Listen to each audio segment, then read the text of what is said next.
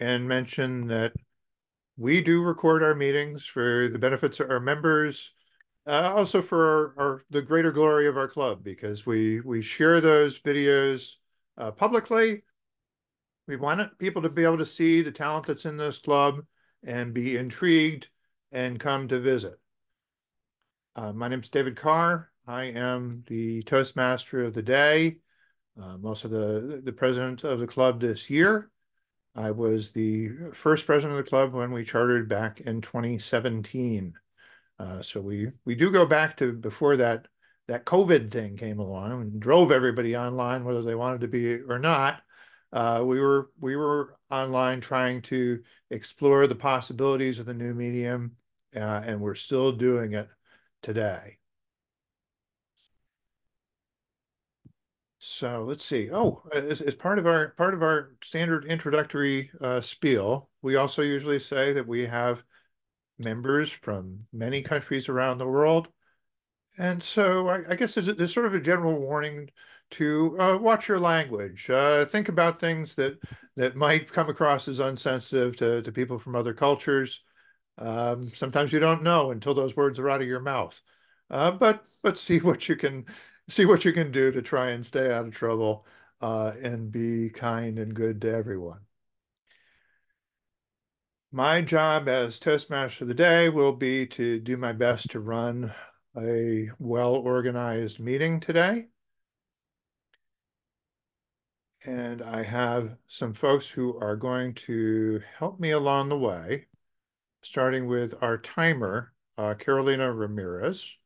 And Carolina, I think you're also the vote counter today, so maybe you could introduce both of those roles. Yes, as timer, my role is to keep track of time for prepared speakers, impromptu speakers, and for evaluators. If you see the red light, you have 1 minute left. If you see the yellow light, you have 30 seconds left. And if you see the red light, you should be, it means that your time is up. And at the end of the meeting, I will give you my report.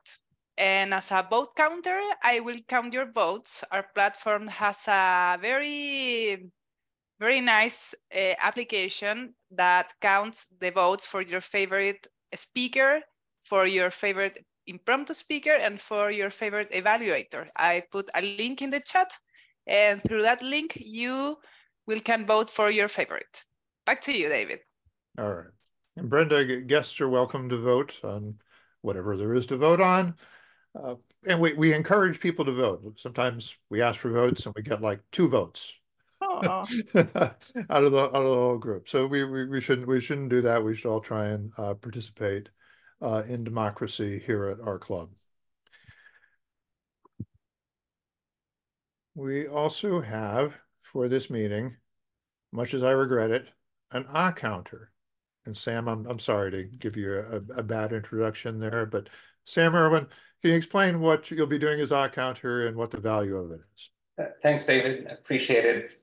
I will be listening out for any overused filler words or any words that are used as a crutch word by the speakers during this meeting.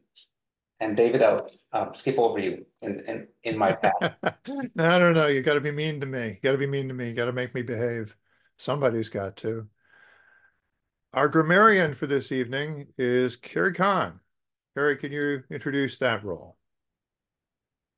And maybe share with us the word of the day.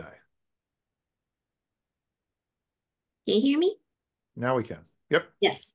So I'm the grammarian today. I'm really excited. This is my first time of doing this role in this club. So one of my words, which is recommended by David, actually. So it's, we need to challenge ourselves, right? So one-upmanship. One-upmanship. This means that usually we use it in an informal way. It means the art or practice of outdoing or keeping one jump ahead of a friend or a competitor. It means that we're doing better than the other, and we think that we are doing better than the other. So we can use like one-upmanship for that, because it's actually a long word. So some people, they might use the adjective one-upping. So if you can use as much of this word today, it'd be very much welcome to show your one-upmanship, to challenge yourself ahead of the others and the competitors as well. So for the role of grammarian, I'll watch out for all the incorrect grammar uses and also to point out some of the good grammar uses or the words that everyone is using today. So, and at the end of the meeting, I'll give a report of around 1 or 2 minutes. So back to you, Toastmaster of the day. All right. Thank you, Carrie. I think you've already one-upped me on the use of that word.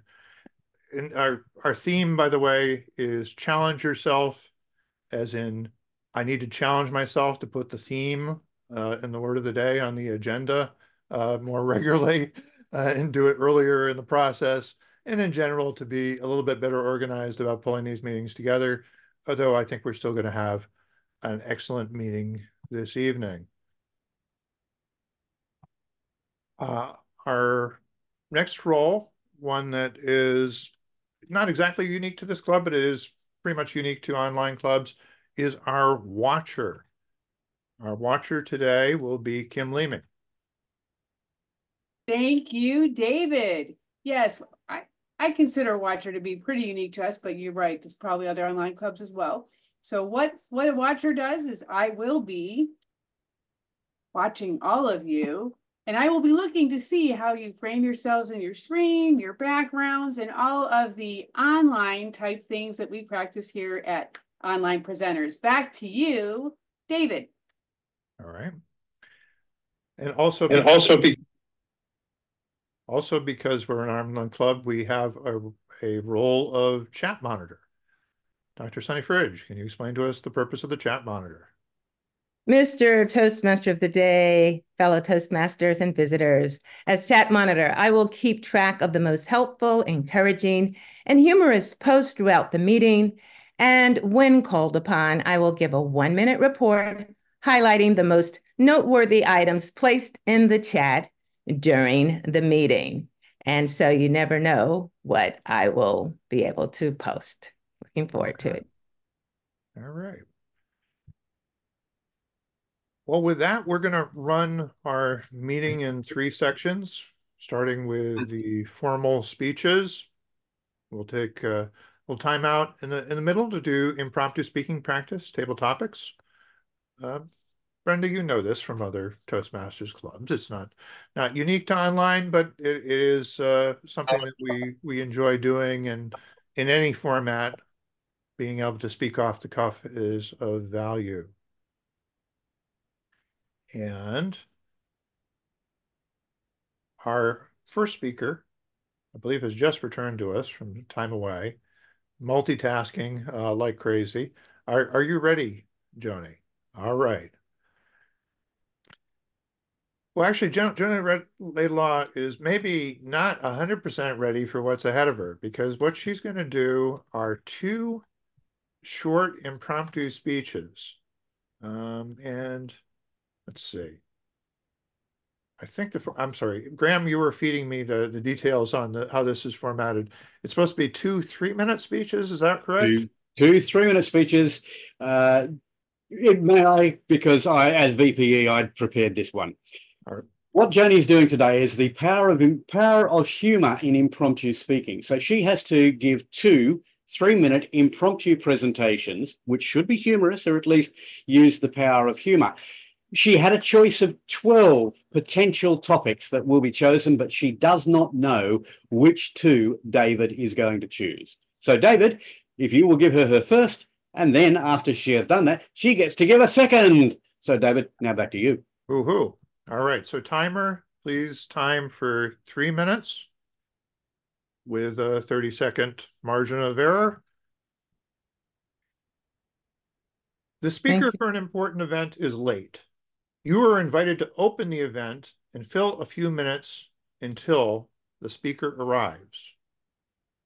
Joni Laidlaw.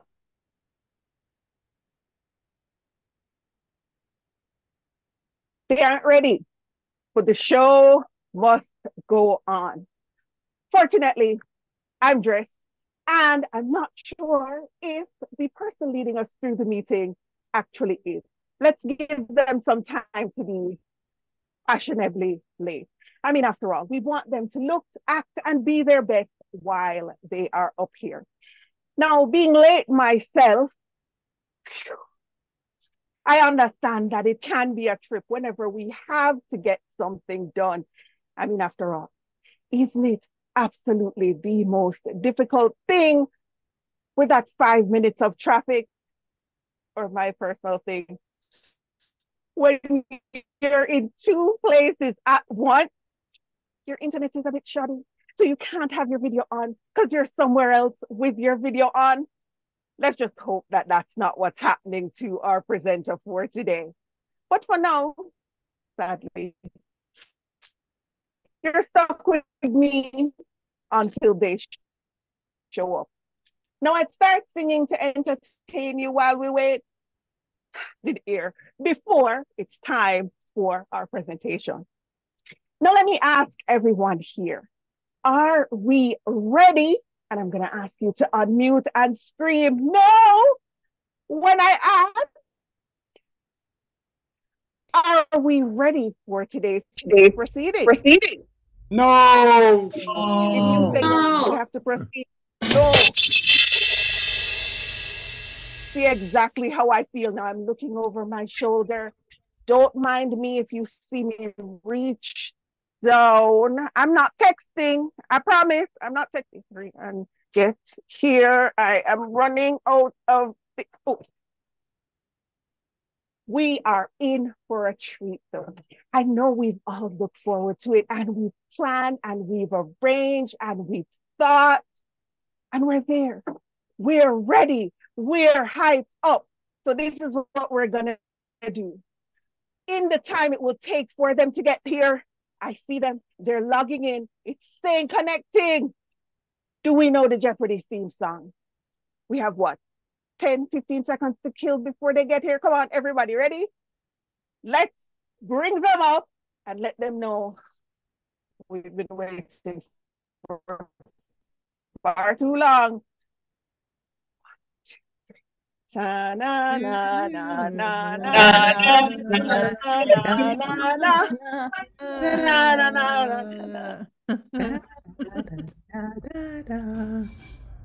Good. Sigh of relief. I didn't have to sing, not officially. I'm not on my own. I know that we're still ready, excited, and raring to go to have our presenter take us through. Everybody, round of applause for me. As usual, fashionably late. All right. Round two. You are delivering a speech that requires presentation slides. They're not optional. They're really important to the speech. Your computer stops working and you need to fill time with an engaging speech while the technology issue is repaired. Joni Laidlaw. Always like technology to be choosing to one-up me. Even though I've gotten used to the one-upping, I can say that every single time it occurs, it makes me no less frazzled. I was supposed to be presenting some slides, but fortunately, I did introduction to vocal variety, and I also did descriptive language. So let me start by explaining and setting the scene of what you were supposed to see. It was supposed to start. The share screen was supposed to come up. You were supposed to see an opening video slowly but surely with cascading music in the background.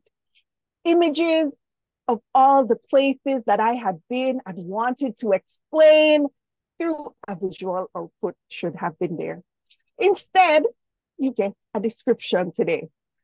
Thanks, technology, always looking out. I used to be afraid of Murphy. I stopped doing that when I found that it's what you don't want you attract. I used to think it's anything that could go wrong, usually does. Turns out it's because I wanted it to go wrong that it kept happening. So I'm stopping that now. And what I'm going to do is explain. Picture yourself logging in, cascading across Zoom, only to realize that Graham Carnes has feet somewhere off in Australia. Then you move over to Delaware and get introduced to farming and how to garden at a club that Marian Grady is a part of. How about going all the way to India at an ungodly hour of the morning for you. But there, it was bright outside. Images of club members prancing across the screen, having a wonderful time in a Toastmasters meeting, as you get the Zoom snapshots of how we get to share, how we interact with each other. Give me a thumbs up if I'm doing a good job of describing what you should have been seeing. And if even without the images, we're connecting, or that it shares. Ah, I see a few smiles. So that means that it's not just all in my head and I am able to describe what's up there. Go visual communication. That was a good choice, a very, very good choice for a path. Now picture this. They cascade across the screen as I explain to everyone how amazing and great it is to be a Toastmaster, how we get to connect across all the world. Insert image here of a group of Toastmasters doing that. Not just me. Think about 5, 6, 7, maybe 8 people. That's what you're missing visually. But I do hope that I've connected and put my Toastmaster skill to good use. Don't mind if you hear some banging in the background. That's just me trying to fix my computer. I heard that using a bat works best. Back to you. Okay, thank you. Thank you so much, Joni. Our second prepared speech, or maybe that first one doesn't count as prepared, but she was able to prepare somewhat for the fact that she needed to be unprepared. But our second speaker today will be Traca Savadogo. She's working from Motivational Strategies Level 1, Mastering Fundamentals, Introduction to Vocal Variety and Body Language. This speech is Level Up, the transformative power of growth. Have you ever had a dream so big that you had no idea where to start? Traca will share practical strategies for leveraging social influence and accountability to turn those dreams into reality. She'll crack the High Achiever Playbook, demonstrating how to redefining your identity and immersing yourself with the right environment can lead to exponential personal and professional growth. Traca, everybody.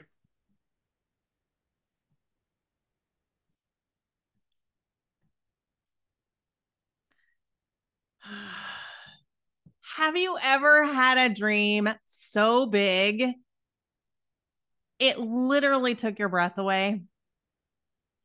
I had a dream on my bucket list for years, and then somebody nominated me. And suddenly this dream came to life, a dream I didn't even know was possible for me. And it took my breath away to the point where I was traumatized and didn't know how to move forward. But I learned how to level up. And so I want to share a few tips that I've learned along the way. When we're staring at the possibility of what's in front of us, I look at it like Mount Everest.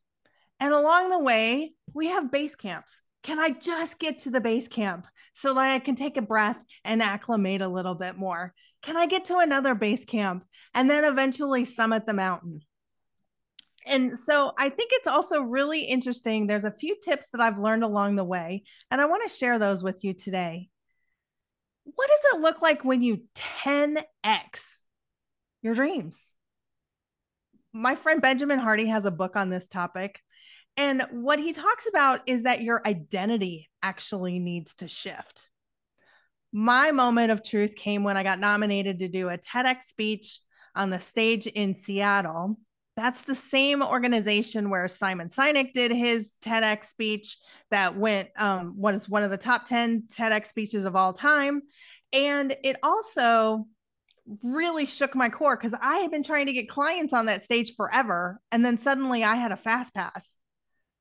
I didn't think of myself as a speaker. I had to become one. And so along the journey of taking on a big, hairy, audacious goal, one of the things that I like to ask myself is, who are the best? Can I study the absolute best people in the industry? What are the top 10 speeches, and what is the magic that each one of them has? And can I start incorporating some of that information in my own presentations?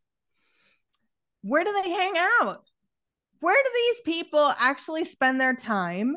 And who is adding fuel to their fire? How did they get better? And can I get access? I learned through the path of trying to become an accredited speaker with Toastmasters that in order to hang out with the folks that are in the advanced clubs, I actually had to go through some prerequisites in order to get access. And sometimes you got to pay money. Sometimes you got to, do a whole bunch of qualifications in order to get access to the places and the people where they are doing best in class work. And it's a level up for sure. So the other thing is changing your environment. Where do you spend your time? In order for me to level up, I had to shift where I was spending my time. And in fact, right now I'm trying to go for the accredited speaker designation. I actually joined 6 clubs and I'm speaking every single day of the week to try and get better at my skill set.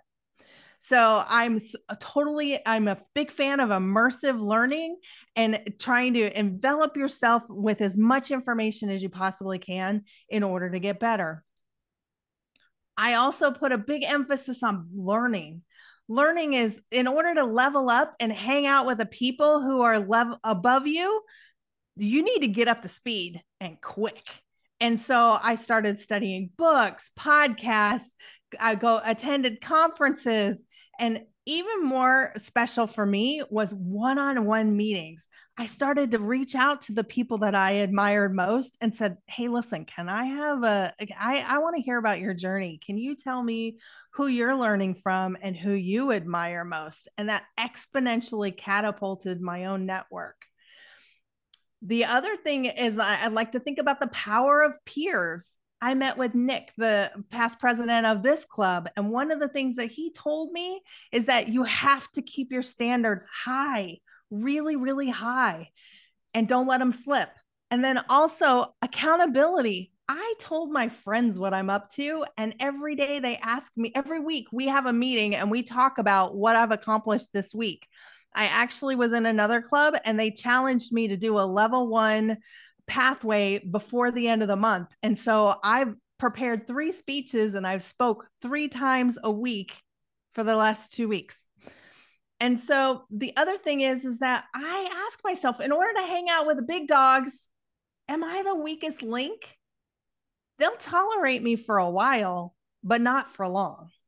And so if I'm the weakest link, my challenge to myself is to get up to speed as fast as possible so that I can hang out with them and be a peer and not just somebody looking up to them once I've got access into the group. The other thing I put a premium on is feedback. I used to be really sensitive about feedback. I'd get my feelings hurt and I'd go away and I wouldn't ask for more. And so then I started to realize what a gift it was. And I had to change my own reaction to the feedback that I was getting so that I could get better and open the door to getting more feedback. So I ask for it now. I ask for it a lot. And I ask for even more. I go back and I say, okay, I applied this. Now what? What else? What more can you tell me? So on the journey of leveling up, if you've got a big goal in front of you, think about it. Your identity may need to shift. And that's okay. It takes a big dog to do the things that you want to do and to find the best people that you can surround yourself with. And I like a totally immersive environment. Just switch up your environment. That can have a dramatic impact on what you're trying to do. Also, learn as much as you possibly can. And remember the power of your peers. When you're hanging out with the best, there's the mirroring effect. They're going to set the standard and you need to try and raise up to meet it. And then also invite feedback.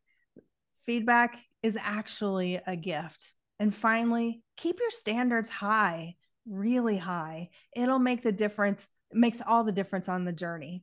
Thank you so much. Mr. Toastmaster, back to you. Wonderful. And what a speech for the meeting theme of challenge yourself. You certainly challenge yourself. I think you just challenged all the rest of us to do a little bit better too. And so that is a very good thing. Well, somebody else who's going to ask you to level up, challenge yourself, maybe practice a little bit of one-upmanship is our topics master, Graham Cairns, who has stepped in to ask you to step in and step up. Graham. Thank you, Mr. Toastmaster. I see that Andrew has table topics down in his name. Were you expecting to be doing this, Andrew? Or is that an old indicator? That was David asked me earlier, and I said if he needs me, I'll be happy to help him. But if you're doing it, that's fine too. I enjoy your table topics. Yeah, I don't think I'd gotten a reply from you, Andy. And yep, no worries. That's cool. That's cool. All is as it should be. This is the thing. We're going to one up each other. I'm going to ask Andrew a question. He knows now I'm going to ask him a question because he's not down to do anything else. But somebody else who knows that they're not down means that, Brenda, you're pretty sure you're going to get a table topic as well. Everybody here today is a Toastmaster, so we all know how table topics works. But in case there is anybody watching this on replay and doesn't know what table topics is, we have two different styles of speaking in a Toastmasters meeting. There are the prepared presentations where you have a theme that you are trying to achieve. And then we have impromptu speaking. And quite frankly, impromptu speaking is the type of speaking that we are most likely to be called upon to partake in our working lives. For example, the boss is not going to ask you, as a rule, to give a 7-minute presentation to the board, but she is quite likely to ask you to give a 2 to 3 minute summary of where we are at to your group that you are working with. So we learn to speak without any notice. I'm going to ask a series of questions, which I have to tell you are from a handy-dandy set of table topics that were prepared for my Toastmasters District 69 conference just a month or so ago. I'm going to ask these questions, and then I'm going to call on somebody to answer them. You have between 1 and 2 minutes. So with indications, please, Carolina, 1 minute, there will be a green light, 1.5, there will be an amber, and red at 2 minutes, at which point you have 30 seconds to shut up, or you would be disqualified if this were a competition. It's not, but you get the point. You won't be able to be voted for best table topic if that were the case. The question first is, what makes you nostalgic? What makes you nostalgic? And yes, Brenda, you're first. Thank you. What makes me nostalgic is going through some of my old photo albums when my mother was getting ready to move from Sarasota, Florida to Denver, Colorado. She was the keeper of the family albums. So prior to her move, she dispensed all of the family albums with each of us children. There was 3 of us. And with mine, not only did it have baby pictures, my father was a photographer in the service. My pictures, at being the firstborn, had a gamut of pictures starting with me being a tiny infant all the way up to my wedding. And seeing some of the things that we did back in the early 60s and the 70s, not only was it a different hairstyle, but the clothing.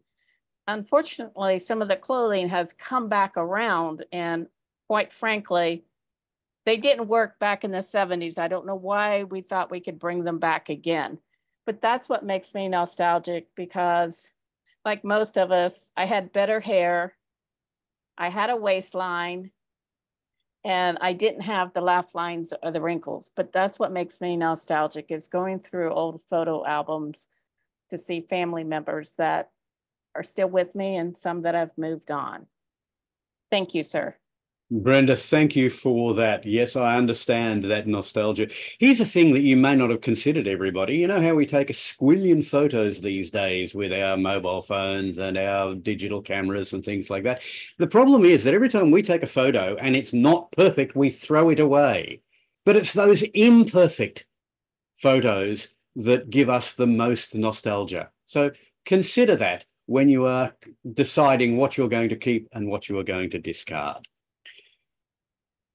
What song, show, talking of nostalgia, what song, show, movie, or artist do you recommend the most, Andrew Byrne? What song, show, movie, or artist do you recommend the most? Graham, that's a relatively easy question for me. Welcome to all our guests and Toastmasters to the meeting. What show, movie, or others do I recommend the most? I think that because I have an affinity for science fiction and myth, I enjoy Star Wars. They're doing actual marathons right now.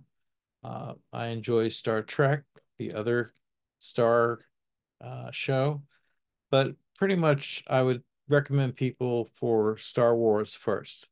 You have 9 major movies, and you have comics and books, and there's a whole environment associated with it for your creativity and imagination. I enjoy that. Remember that it's been a long time. I also enjoy parts of the Star Wars environment, which is the music. John Williams, who is a renowned composer, has done all the soundtracks for Star Trek, and the soundtracks are wonderful. He also did most of the soundtracks for Steven Spielberg movies, so he's a fantastic composer. I enjoy him a lot. But I think that when, in conclusion, if someone asked me what movie or set of movies would I recommend, I would say Star Wars. And right now, Disney, which bought the rights for the Star Wars franchise from Lucas, George Lucas, the creator, paid $4 billion for that. And for that amount of money, they are bringing out new stuff. The new stuff is called The Acolyte and talks about how the dark side is affecting force-capable people. It's a lot of fun. It shows every Tuesday night. Started about 2 weeks ago. Back to you, Graham.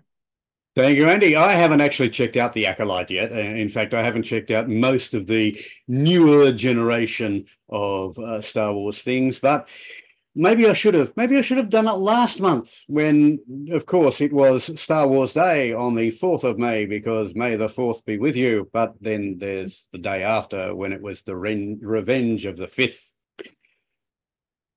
I don't know whether you have a personal assistant, but we're going to assume that you don't have a personal assistant. You have just appointed one. And Sherry Blake, what single task would you give your personal assistant first? You've just appointed a personal assistant. What single task would you give them first? Thank you, Graham, for that question. If I had a personal assistant, the task that I would give him or her would be to develop a training plan for me. I am running my 3rd marathon this year, and I haven't been doing much training. I've been running shorter organized races, but I haven't been training much on my own. And I really need to get out there and hit the pavement. So I would tell him or her to just develop a plan for me that can keep me consistent and on track so I can do much better this year. I want to get faster, and I want to have the endurance. When you run faster, you can typically get tired faster. So if they can just figure things out for me in terms of a meal plan, a training plan, how many days per week I should run, and possibly get out there with me and just motivate me, keep me on track by texting me to say, hey, Sherry, are you out there practicing? If you're not, get out there. So my personal assistant would help me to develop doing something that I love to do. Back to you, Table Topics Master. Thank you, Sherry. Thank you for that response. I have to say, learning to develop new skills is something that we are all members of this club for. We, in fact, before the meeting, were discussing why we are here in this club, and most of us said it was because we wish to continue to learn. That's because we are innately curious people. Which brings me to the question, what sparked your curiosity into what you are most interested in now? And this one goes to Dr. Sunny. What sparked your curiosity into what you're most interested in now? Sunny Blake. Oh, I got a new last name. That's a great question. What sparked my interest in what I'm doing now? What I'm doing now is training kids and adults in public speaking and presentation skills. And one way that prepped me for this was the fact that I was at a university where I was doing communication training and journalism training, and suddenly there was new leadership and my contract was not renewed. So I had to reinvent myself. And not only did I find the John Maxwell team to join, but I also found Toastmasters. And when I got the opportunity to go for my Distinguished Toastmasters designation, which is the highest award, education award in Toastmasters, it made me fall in love with Toastmasters and speaking and helping others to become better speakers. It's had a great impact on me. Not only do I do it because it's my passion, but I believe in a way it's my purpose. And I get a lot of joy from doing this. And I hope to get a lot of money one day as well. Back to you. Money is good. Money is good, Sonny. You can put your money under the bed. You can put your money in the bank. You can even put your money in the fridge. And I do apologize for getting your name wrong, Dr. Sonny Fridge. I am consider it a brain moment or lack of brain moment. But I have that. That's one of brain. Let's move on to our next topic before I embarrass myself any further. And this one goes to Sam, one of our newer members. Sam, what trait do you want to be known for? So for between 1 and 2 minutes, Sam, Irwin, what trait do you want to be known for? Mr. Sable Topic Master, thank you so much for the question. If I reflect, say 20 years from now, and I look back at my life, and I ask those closest to me what trait I would like to be known for, I think the few that comes to mind would be humility and generosity.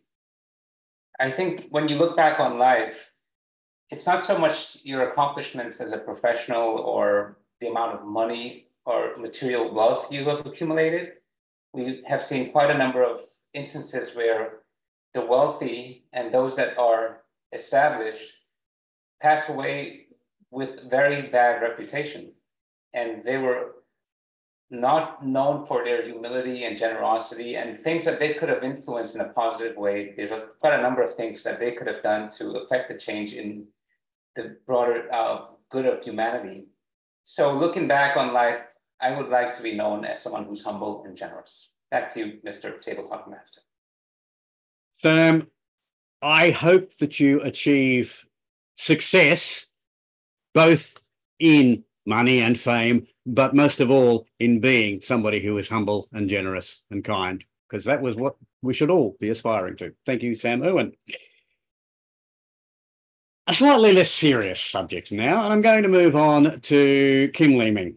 Kim, we love the fact that you have an absurd sense of humour and you are always cheerful. But what was the last thing that actually made you laugh out loud? What was the last thing that made you laugh out loud, Kim Leeming? Thank you so much, Graham, for that incredibly hard question. I have been laughing a lot lately. I'm trying to think about the thing that actually made me laugh the most. Probably my bird. So as you guys know, I've talked about him before. We have a 33-year-old blue crown conure. And this little guy makes us, he's a medium-sized parrot. He just makes us laugh every day. So our kids were here for Father's Day, our older son and his wife. And by the way, we are going to be grandparents as of January. Anyway, they were laughing so hard because my husband has to take his blood pressure every morning and he records it. And the blood pressure machine goes when he does it. And now the bird goes every time he hears that. And it's just hilarious. And then when you say you love the bird, he just makes the cutest, just a big smacker. And then honestly, when he goes to kiss you, I don't know why, because he's a bird, but he puts his tongue out. It's hilarious. And when he takes a bath in his water bowl, he does what looks like the hokey pokey. He puts his head in, he shakes, and then he puts his left paw in or claw in, and then a right claw, and then he shakes it all about. It's just wonderful. And he knows that when he hears me repeat something over and over and over again, that he is supposed to learn it. So I never sneeze once. The dude sneezes all the time now. And when he wants to know if we're leaving, we never realize how much we zip when we're going to leave the house. So I zip my purse, I zip my jacket, I zip our luggage. And so but his way of asking, are you going to leave, is zip, zip. And then I see I'm red, so I'm going to stop real quick here. But the last thing that's so funny is if he kind of screws up, he'll go, "You good boy?" And then it's like, "No, dude, you weren't." But anyway, back to you. Thank you so much for that question. And yes, he makes me laugh every day. Thank you, Kim. I can just see a parrot doing the hokey parrot, which is an interesting concept. Thank you for that. One last table topic question, because we will run out of time otherwise. And this one, we had what was the last thing that made you laugh. Instead, I'm going to ask you, what was the last thing that you argued about?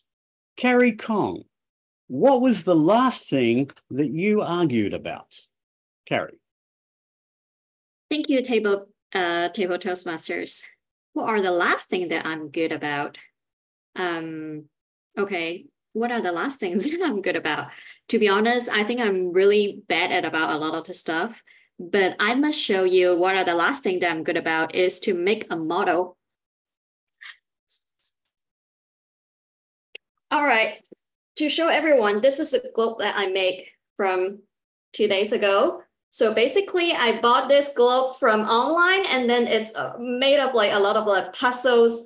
It's a wooden puzzle basically. And you need to look at the instruction menu to see which are the different parts to assemble the map side on the diagonal, on the horizontal side. And also there are a lot of pieces that you need to puzzle up together. So what I'm good at is to use the menu to reason up what's the next step, and also to assemble the stuff. So I do this, and basically it took me 8 hours to do that. And then I'm so proud of myself, can actually really assemble something. This is the present for my fiance for his birthday. Unfortunately, he said, "Okay, you should buy me something." Not only to make something, you should buy me something that I really like, such as records or maybe a birthday cake. But I'm so proud because I can make something. So I'm good at like making up, trying to do some handicrafts, and also to use the menu to reason up, to see the instructions in order to see what's going on. I think that's what I'm good at. And thank you for looking at my globe. Thank you, everyone. Back to you, Toastmasters. Thank you, Carrie. I have to say that globe would mean the world to me if you were to give it to me as a gift. I thank you. Interesting, by the way, Carrie heard the last thing I was good at, whereas the question was the last thing I argued about, which reminds me of a table topic contest I once saw where the question was my favorite teacher, you know, as in educator, to which one contestant only heard it as my favorite T-shirt. Made it really difficult to judge, I have to tell you, because they were answering an entirely different question, but they won, which seemed unfair. I don't know whether Carrie's going to win. We'll find out whether Carrie's going to win the best table topic of today, because all of the table topics times are in the chat, and I note that they were all eligible. And so Carolina will no doubt put a link up soon where you can vote for your best table topic contestant for tonight, and also for the best speaker, and still to come, the evaluators. But David can tell you all about that. Back to you, Mr. Toastmaster. Thank you, Graham. Very nice job today. Well, to cap off our meeting, we have our evaluation, our formal feedback to our speakers, and that portion of the meeting will be led by Marianne Grady. Marianne. Good evening, fellow Toastmasters. I'm your general evaluator this evening, and I will facilitate the evaluation portion of the meeting. We are going to start with 2 assigned evaluators and then a team of people giving reports on how things went. And then I myself will give my evaluation of the entire meeting. So first up, let me just go back to my page, excuse me, is going to be Jim Barber evaluating Joni-Renee Laidlaw's speech. Please welcome Jim.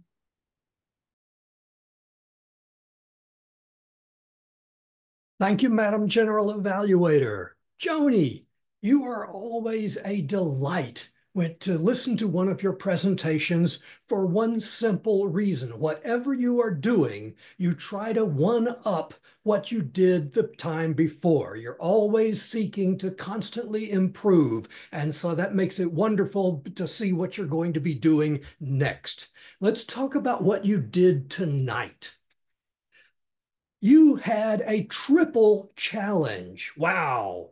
You not only gave 2 mini speeches rather than simply 1 speech, they were both impromptu speeches, and they were supposed to be humorous. Any one of these would have been a challenge. All 3 of them together, this was a big challenge to you. We're really going to one-up what you have done before, and congratulations, you did it.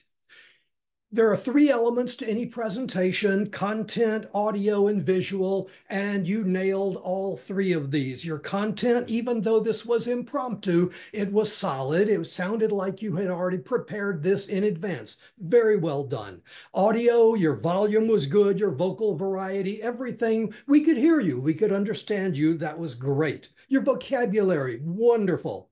Visually, you were well lit, you were well framed, as you can see up there.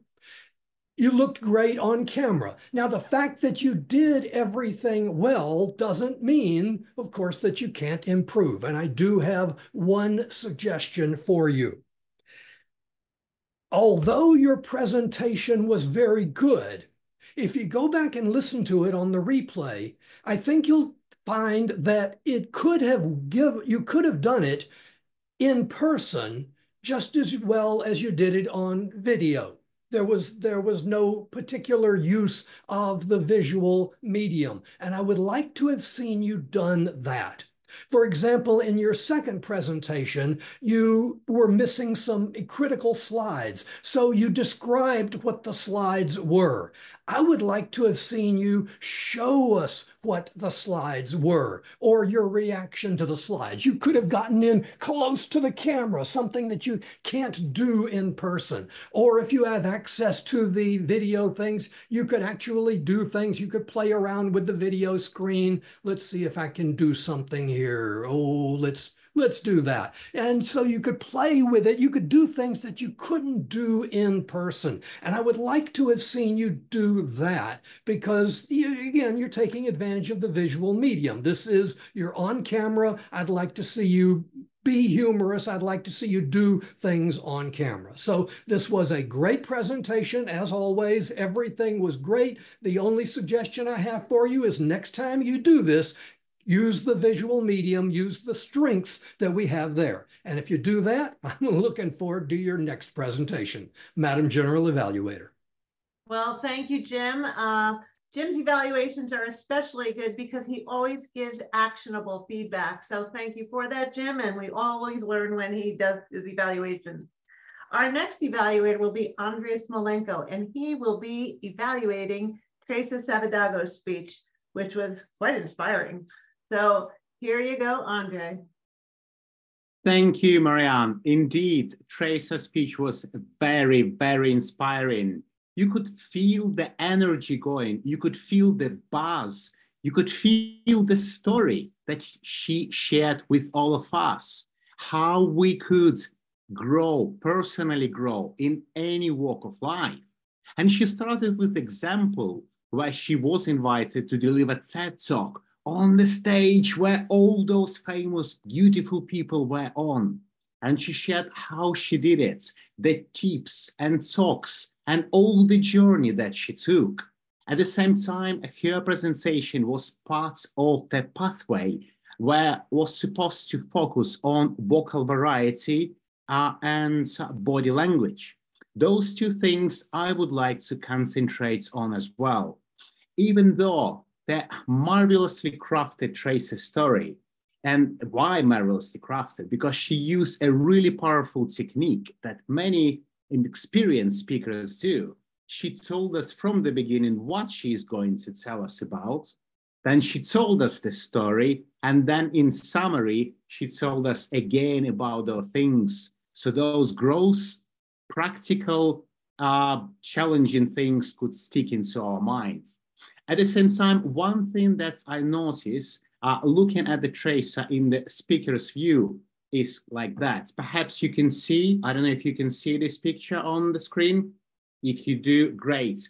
It's just one little thing Traca is there. What I would like to see, Traca, is when you just turn the screen share off and then you talk to the audience. Then you bring vocal variety, then you can bring hand gestures, your big infectious smile, and even more enthusiasm.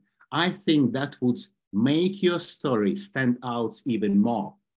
Just one more thing I would like to mention is just perhaps you could pick only one, just one shortcut out of all the variety of things, out of the powerful feedback, out of power of your peer group, just one, and tell a story. Spend just a little bit more time on that thing, because normally our brain can comprehend and take away one takeaway. This is what probably I would like to get. Overall, that was incredibly polished speech. I could tell you have some experience and it's what you establish well. So perhaps bearing in mind just those two little suggestions I made, I think, and one more thing I got to say that you encouraging feedback from the members in the chat. That's extremely valuable technique that we all can learn. Well, let's go ahead, Traca. I look forward to your next speech. Back to you, Madam General Evaluator.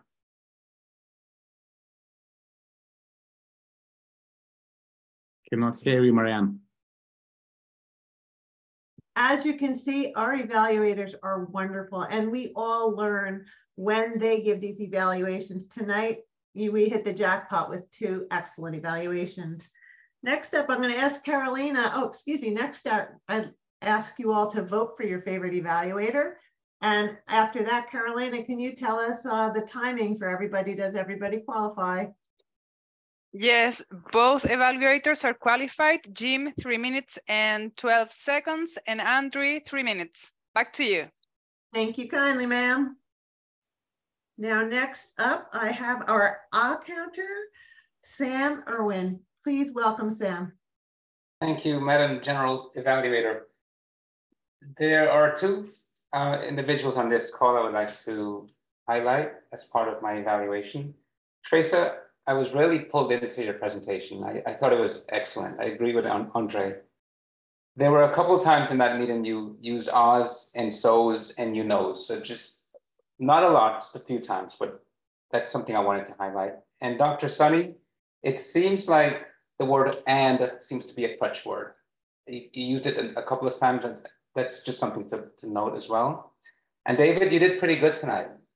Maybe just one or ahs or something like that, but relatively good. So I wanted to pass it along to you. Back to you, Madam General Evaluator. Thank you, Sam. Our next reporter will be our ah counter, and that is, wait, excuse me, the grammarian, Carrie Kong. Thank you, Marianne. Hello, everyone.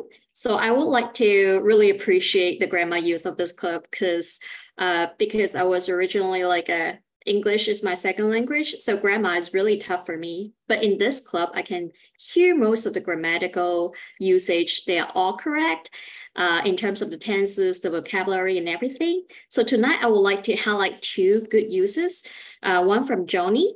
And if you can see my screen, so this is a very good Victorico usage that she's been using. The non-layman term is anadiplasis. So basically, you're trying to repeat the same words and same sentences in the beginning of every sentences. When Joni was talking about, you are supposed to, you are supposed to, and you are supposed to, it's a lot of emphasis and a lot of like strengthening in the power. It's actually one of the Victorico kind of like usage we have. Another one for Traca, you were using Victorical questions. So Victorical question, you're trying to answer back your own questions. Basically, you're like, oh, what can you do in order to boost your identity? Your dream. And then later on, you give a lot of different questions and try to answer back the questions by yourself. But for the word of the usage, one-upmanship, I think it's a little bit too tough for everyone. So I've only heard like one time being used by David for tonight. For the rest of people, maybe I missed it. One another like maybe like grammar improvements that I can give for everyone is this. So a lot of people use literal because they think literal means actually, but from President Obama to everyone, like the fashion stars, they all use these words incorrectly. Literally doesn't mean actually. Literally means seriously, strictly on the words. So this is the most commonly misused word in the world. And that I heard from Traca and a lot of other people for a couple of times. But from that, we have a lot of grammar good use and a lot of good vocabulary use from Traca, Joni, and everyone, Andrew, Sherry, Sunny. You all have like very good grammar and vocabulary use overall. So back to you, Marianne, general evaluators. Well, thank you, Karian. I really liked your report tonight because it's not always about calling out bad things. Sometimes it's highlighting the gems. So I appreciate that. Thank you so much. Now, next up, we have our watcher, and that would be our VP of Membership, Kimberly Leeming. Thank you so much, Marianne. Interestingly, my name, although it's been argued by DMV employees, it must be Kimberly, it's actually just Kim. Oh, sorry. So no, I don't take offense to it. I just think it's funny. So you will now be known as Marianne Burley. Okay, so on to the watcher. Joni, great job. You were centered, and I actually really love that Toastmaster background, but I have to tell you that I didn't feel that your background one-upped Marianne Grady, Andy Byrne, Joni Laidlaw, or Traca Savadogo. Traca, I was watching your glasses, and not only are they stylish, but they also don't reflect and glare. I just love those. I think we should all get a pair. Should be like an online presenter's thing. Graham, loved your very artistic background. I also like the fact that you use the rule of thirds to place yourself off center. Well done. Sunny, centered. I love your passion and the way you and the way you have you lean into the camera, you lean back from the camera. The only thing is the top of your head was cut off, but I need my glasses. Anyway, Sam, I've always really, I like that a lot, that coffee shop background. I just wish that you had, right now, it's like your head has the same amount of space above it, the top of your head, as below it. And so it'd be nice if you would move up in the frame and kind of more use the rule of thirds. And Carrie, the globe that you presented for your table topics, I think that's just a very awesome gift, and congrats on your impending wedding. And the one thing was, because it was catching on and off on the lighting, probably it was there, then it wasn't there, then it was there, kind of like Blondini. But that was the one comment. And Jim, love the way you presented a picture of Joni's speech behind you. That was great. And this is not really the Java Watcher, but I do want to say a very funny thing I heard. You said that Joni presented 2 mini speeches, but what I heard was too many speeches. Kind of rude there, dude. Okay. And then the only one other thing was in the chat, and this is kind of the Watcher to see that, was the AI got really, really over anxious, and it kept saying over and over and over again that, hi, I'm an AI assistant helping Andy Byrne. So glad that got turned off, and it was an excellent meeting. And back to you. Thank you so much, Marianne. Well, thank you for that entertaining report. And I would like to invite Dr. Sunny Bridge to give the chat monitor report. Thank you very much, Madam General Evaluator. I got kicked out of the meeting, and so most of my chat messages did not make it. But can you spotlight me? Because I can't see myself. I'm trying to see if something comes on. I was trying to do a little bit of one-upsman. Let's see if I can see this. All right, there I am. Let's see. So I countered Samuel Irvin. I love what he said. Can we kick Andrew's AI assistant off the chat, asking for a friend? So I thought that was great that he said that. Let's see if I can find another one in my section here. A lot of Andrew Byrne. Traca said that she wanted us to give her some feedback. I remember her saying that. Also, Traca said that she's reading a book called The Power of Peers, and it talks about finding a running club in answer to Sherry's speech show. So that showed some interest. And someone gave me a little compliment. Excellent reinvention. And of course, they also complimented Grandma Kim. I think it's Grandma Kim, yes, on being a grandma. I'm trying out a little bit of technology here, but in general, I love the fact that we were all involved in the chat. We were talking about photos and other things, and it is helpful to have an AI in the chat, perhaps just not so much information coming down the line, but I definitely want to get a copy of that AI, Andrew, so you didn't waste it on me. So that is my report. Back to you, Madam General Evaluator. Thank you, Dr. Sunny. Now, I would like to give my report, and the meeting tonight went really well. I hope so. Did I get lost? I guess I noticed that, again, we did not have all the roles filled at the beginning of the meeting, so we were off to a very hectic start as we filled in all of our slots for the day. But ultimately, it worked out just fine, and we had a splendid meeting tonight. I really enjoyed the challenge from Traca. That was a wonderful speech and inspiring to all of us. And she's been telling me about her friend Benjamin Hardy, and I've been into this a little bit myself now. So you'll be hearing that in some of our upcoming meetings, because I'm very inspired by him. Now, Sunny, I loved your tech putting up the comments because we don't usually have a visual for the chat monitor, and that was really wonderfully done. So thank you for that. Other than that, I really don't have a lot to offer you, but I will say that the meeting was great and I had a wonderful time listening in on this one tonight. Back to you. Oh wait, Carolina, can you report us on the votes? Yes, sure, Marianne. Best evaluator. Do we have drums? No. Andriy Smolenko. Best table talks speaker. Brenda Aloco. Ooh. Woo! And the best speaker goes to Traca Savadogo. Congratulations to the winners. Back to you.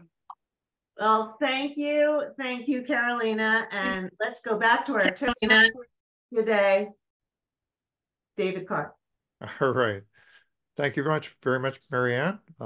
Thank you all for being here and being part of a wonderful meeting. I do want to mention again that we do have our webinar contest coming up again in mid-July. And so I have 2 people from the club who have committed to competing on behalf of the club. We're going to invite a few people from outside the club, but I'd like to get some club members in line first. Tracia, I mean, you might consider being one of the contestants. I mean, you're certainly on the level to do that. I do want a different set of people than were contestants last time. So we're trying to build up to a runoff championship at some point a little bit later this year. So if anybody wants to speak up now, speak up now. If you want to let me know later, let me know later. But we start opening the doors outside of the club soon. David, what's the date again? Can you tell me? So is it the 15th or the 17th? Yeah, I think it's the 15th, July 15th. So just a couple of weeks from now. And the rules are a little bit different than the standard international speech contest. The concept is that this is just like the international speech contest is supposed to be like a keynote speech that's crammed into 5 to 7 minutes. This is your webinar where you're ending with a call to action. You're trying to create engagement, even though people aren't in the room with you. And so the scoring is adjusted to account for those things, but and you do have license to use any technological razzle dazzle, but I tell people don't turn it into a special effects extravaganza. Do what's actually going to help make your message come through. David, sign me in, please. Okay. All right. Absolutely. Very good. And with that, I think we should allow a moment to get some feedback from a guest. Brenda, were you surprised and delighted? I was. This was a very interesting meeting, and there's a bit of technology with this group, which is awesome because I take an improv class that is strictly online. So that's kind of a way to keep me in the Zoom land, so to speak. And I also teach a laughter yoga class that's strictly online right now because Florida's a little too hot to be outside doing this. So the ability to have some technology, and I like the way the evaluators were able to bring up a screenshot of the speakers so that it helps to remind the audience, oh, this is what the speaker looked like and this is what they were doing online. I really like that aspect of the club. Right. And we have that luxury, that ability here to capture something, and because a large part of the delivery actually is visual. It needs to be visual. We've had an expert on webinar events come to us and speak about how it's a little bit like television. or television advertising, maybe even, where something needs to be changing every few seconds, or people are going to drift off. They're going to start checking their phone. We've got to work harder to create that engagement. So it's an interesting challenge that we can do in the club. Let's see. Joni, could you make sure that Marianne is actually make her host, and she was going to stay on for a few minutes afterwards. All right. And with that, I think we can wrap up the formal meeting and stop the recording.